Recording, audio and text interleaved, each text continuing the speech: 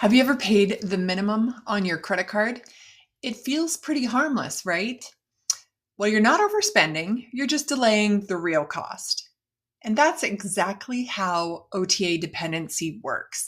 It fills rooms, it boosts your visibility online, and it doesn't feel painful yet.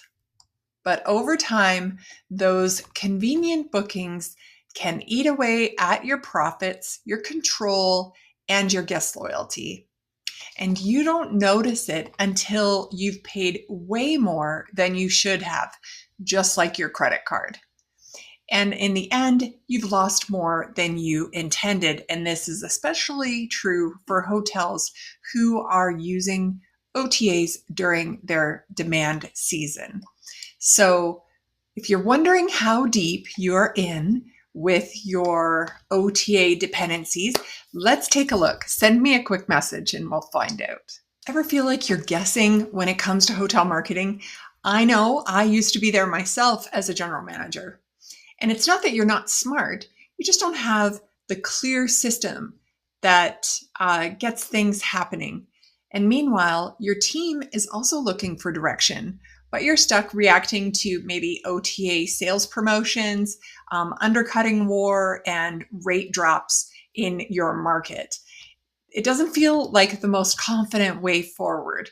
And it doesn't feel like a long-term strategy either. You're just spinning your wheels and you're trying to keep up. And that makes it really hard to lead with clarity and actually build momentum that lasts. So if you're ready to stop guessing and start growing, book a call with me. Let's talk about it. In my 20s, I got into the habit of paying only the minimum on my credit card. It felt manageable. I was on top of it. But over time, that small balance grew into a big one.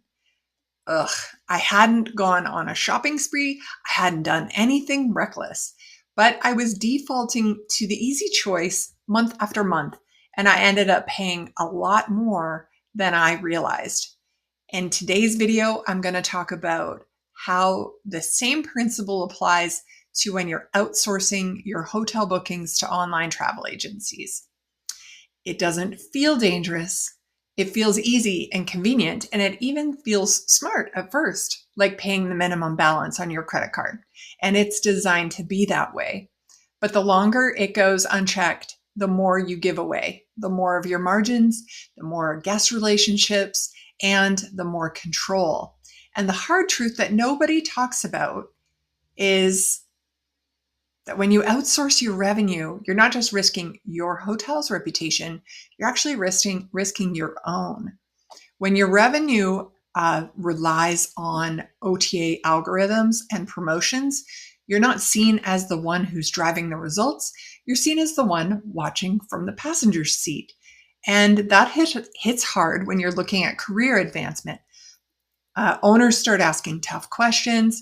You fall short in providing answers that demonstrate that you own your own growth strategy. Maybe it's asset managers who are looking at your performance and they see that you've outsourced all of your brand and your bookings.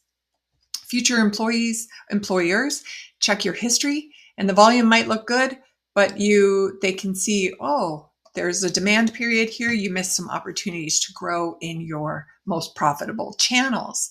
The hardest one of all is that your marketing team needs your leadership, but deep down you're maybe guessing. You're pulled in 10 directions and the strategy feels fuzzy and you're stuck reacting instead of leading with confidence. And that frustration builds. And how do I know this? Because I have been there myself, friend.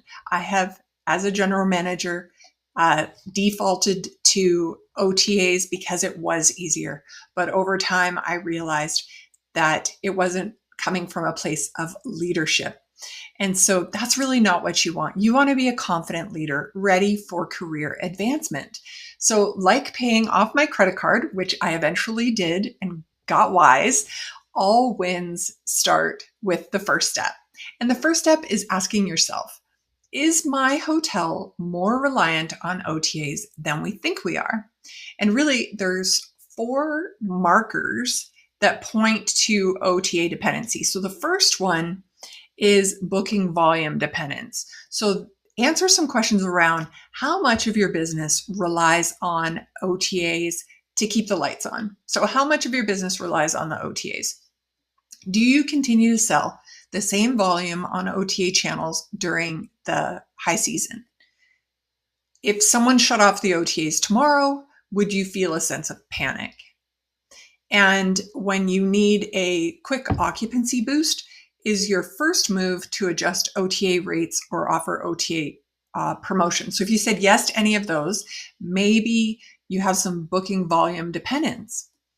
The second one we're going to talk about is around the OTA first mindset. Do we assume that guests will find us by Expedia anyway? So what's the point of building our own marketing channel?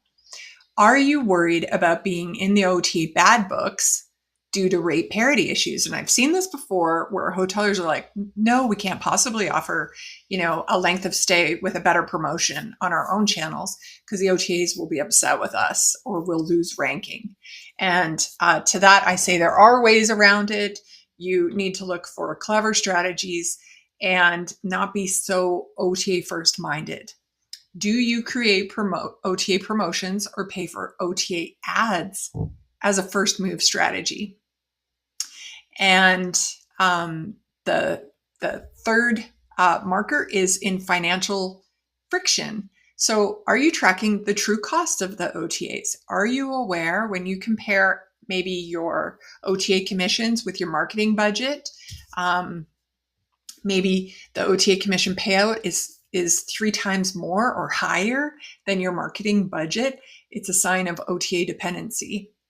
Do you scrutinize your marketing spend but ignore your commission expenses? This one I see quite often, where there's a lot of focus on how much marketing is being spent, marketing dollars are being spent, but zero visibility on OTA commissions.